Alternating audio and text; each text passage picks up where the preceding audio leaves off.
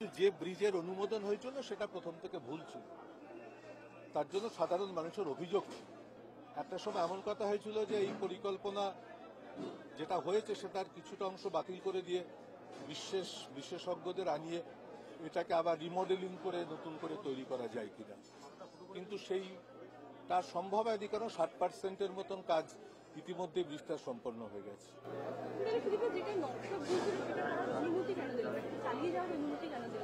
আরে 40-50% কাজ হয়ে গেছে, এরকম একটা ব্রিজ করতে কত টাকা খরচ হয় জানো একটা রাজ্য সরকারের ওপর?